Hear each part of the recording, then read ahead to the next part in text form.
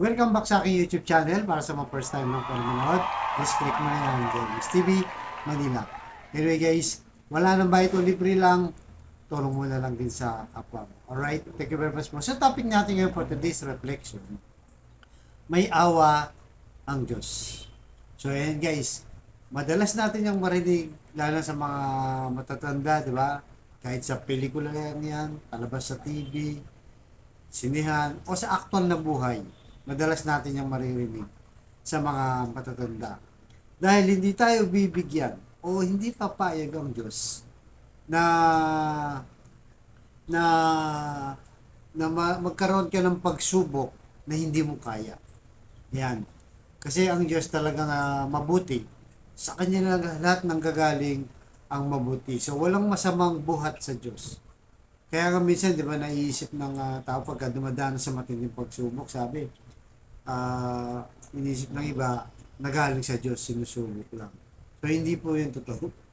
Ang lahat ng masama, walang pinanggagalingan ng Diyos dahil nga siya'y mabuti. So, paano natin yan malalaman na talagang lahat ng mabuti ay galing sa Diyos? Ang masama, sigurado kay Diablo yan o kay Satanas. So, ayon sa Job, chapter 1, verse 12, sinabi ni Yahweh kay Satanas, kung gayon, gawin mo na ang lahat ang gusto mong gawin sa kanya.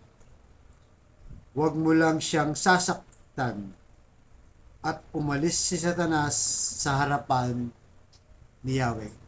And guys, di ba? Napakalinaw, di ba? Kasi yung kwento ni Job na sinabi ni Satanas, tignan mo yung tao mo na yan, di ba? Yung nilalang mo na yan, yung anak mo na yan, na napakabuti, di ba? Dahil pinagpapala mo siya.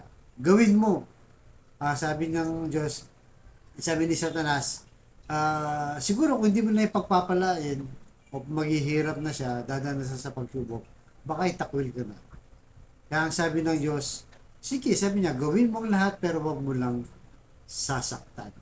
So, inalaw ng ating Diyos na gawin ni Diablo. So, malinaw, di ba guys? Galing kay Diablo. Gawin ni Diablo ang gusto niyang gawin na masama kay Job. Pero yun na nga, nag-warning ang ating Panginoon Diyos at sabi niya, huwag mo lang siyang sasaktan. So, ibig sabihin nun guys, malinaw yun na yung gagawin ni Satanas, hindi niya ikaw mamatay. Di ba? Kakayanin niyang lalabanan ng kanyang pagsubok na galing kay Satanas. So ano nangyari at the end of the story guys, medyo mahaba kasi yan, shortcut na lang tayo, nagtagumpay si Job. Nalagpasan niya lahat ng mabibigat na problema, di ba? Namatay siya ng 10 anak, isa sa mayaman sa panahon niya, nawala lahat ng kanyang kayamanan guys. Tinakwil siya ng mga kaibigan niya, nagkaroon pa siya ng matinding sakit. Nagkakaparang tetong siguro yun, di ba? So kung ikaw dadaan sa napakatindi, di ba? Pero nalagpasan niya dahil may awa ang Diyos. So yun din po ang ating ang aral sa atin ngayon, sa panahon natin, sa modern time. Hindi lang dun sa panahon ni Job. Even, di ba guys, yung pinanggalingan ng kasalanan sa katawan. Di ba si Eva talaga? Sino ba nagtukso doon? Ang Diyos ba? O si Satanas? Di ba popular yung kwento na yan? Eva at Adan, di ba? Mansanas. Di ba kinain ni Eva? So, di ba? Ang Diyos ng bilin lang na huwag kayong kakain. Kainin nyo lahat, huwag nyo lang kainin yung nasa gitna ng halamanan o paraiso, di ba? Yan ang ginawa ni Eva at Adan. Hindi sila nakinig sa Diyos. Mas nakinig sila sa tukso dahil sabi ni Satanas, kainin mo yan, sabi niya. Sabi naman ni Eva, hindi ko pwede kainin yan, binili ng Diyos na huwag ko daw kainin. Ano sabi ni Satanas? Hindi totoo yun. Pag kinain mo yun, magiging kasi tulad ka ng Diyos, malalaman mo ang totoong buhay, sabi niya, di ba? O yun na nga, anong nangyari? Pumasok siya sa tukso. Di ba? Pero kanino galing yan? Hindi ba sa Diablo, hindi sa Diyos. Di ba? Pero ganun pa man, nung pumasok na sa tukso, At nalaman na ng Diyos, ano sabi ng Diyos, di ba, sila sa Garden of Eden o yung paraiso noon, di ba? Pinalis sila bilang parusa at pumasok na nga ang kasalanan sa sangkatauhan. Hanggang sa panahon natin ngayon, nagkaroon tayo ng original sin na ang ating kabayaran ay ang kamatayan. Kaya sa unang plano ng Diyos, walang kamatayan, guys.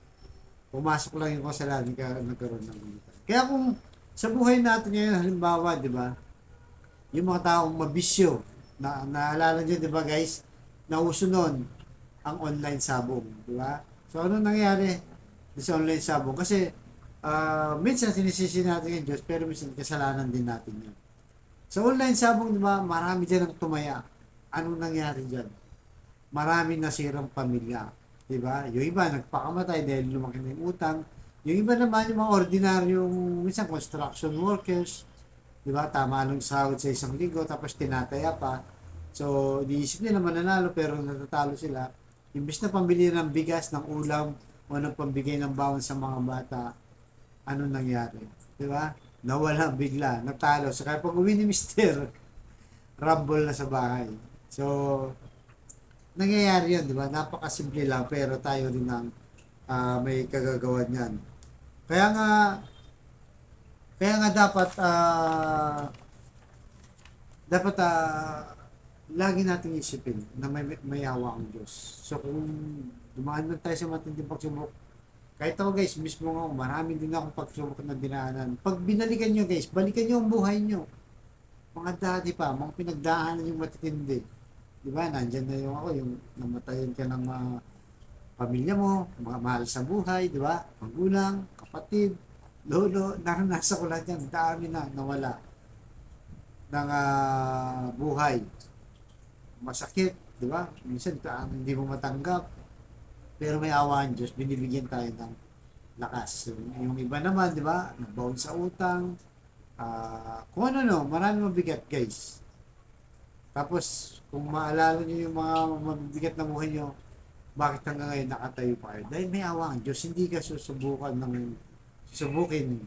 ng tadhana. O, alam ng Diyos kung saan ang kakayahan mo. Hindi ka bibigyan na hindi mo kayang malagpasan. Basta ang napaka-importante lang ay yung kumapit lang tayo sa Diyos. Maniwala at magtiwala lang. At siyempre yung pananampalataya natin. Para anumang pagsubok, bagyo na dumating sa ating buhay ay kaya nating lagpasan dahil may awa ang Diyos. Alright? So, tayo po manalangin, Lord, maraming salamat po. Patawaran niyo po kami sa araw na to. At salamat po sa paalala nito na anumang mabigat, Lord, na pagsubok na aming dadaanin, na habang buhay na aming dinadala. Alam namin, Lord, na malalagpasan namin. Dahil sa tulong mo, Lord, sa awa mo, Lord, kaya namin lagpasan ito. Gusto manatili lang kami, Lord, sa iyong presensya at sa relasyon namin sa iyo. Tulungan niyo po kami, Lord, na maging malakas lagi sa oras ng mga matinding bagyo at pagsubok ng aming buhay. At sa kapatid natin nanonood sa aking vlog na may matinding karamdaman, financial, at sa relasyon sa pamilya. Sabayan mo ko sa napakasimpleng dasal. Kung ikay maniwala, magtiwala at manampalataya sa Diyos, tsak yun ay kanyang ibibigay ang iyong mga kahilingan sa tamang panahon. So tayo po yung manalangin, Lord, i-bless niyo po ngayon ang kapatid naming nanonood sa aking vlog. May matinding karamdaman, stage 4 cancer na, Lord. May taning na sa buhay. At kung ano pang mga mabibigat na karamdaman bumabalot sa kanyang katawan. Haplusin niyo po, Lord, na inyong mapagpagaling na kamay. Yakapin niyo po, Lord. Tanggalin niyo po, Lord, ang kanyang mga nararamdaman para sa kanyang pamilya. Ganun din po sa mga relasyong nagkawatak-watak, nagkasira-sira, Lord. Dahil sa hindi pagkakaunawaan, ibalik niyo po ang magandang samahan, pagbigis-bigisin niyo po muli. Ganun din po sa financial, Lord, na kailangan namin lahat. Bless niyo po kami, Lord. Lalong-lalo na po yung mga kapatid namin walang-wala, Lord. Ultimo pambili ng bigas, ng ulam, pambangon sa mga bata, pambili ng gamot, pambayad ng bahay, upa, tubig at kuryente, Lord. Tulungan niyo po kami. I-bless niyo po ang aming hanap buhay para sa aming pamilya. So, ang lahat ng ito, hiling namin sa matamis na pangalan natin, Panginoon Jesus. Amen and amen. To God all be the glory. Sa ngalan ng Ama, ng Anak, ng Diyos Espiritu Santo. Amen. Thank you very much po.